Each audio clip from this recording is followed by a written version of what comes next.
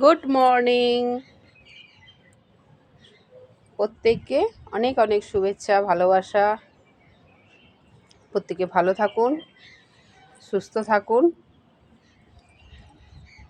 আর এই যে সুন্দর সুন্দর ফুলগুলো আজকে 7টা ফুটেছে এই গাছটার মধ্যে। আর ডালিয়াগুলো শুকিয়ে যাচ্ছে রোদের ঝলসানিতে।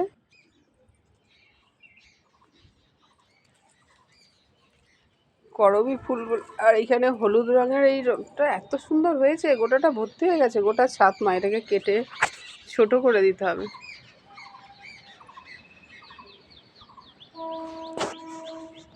সকলে ভালো থাকুন, সুস্থ থাকুন। এই যে মহৌষধির কাছে চলে এসেছি। এইটা এই সময় ভীষণ উপকার।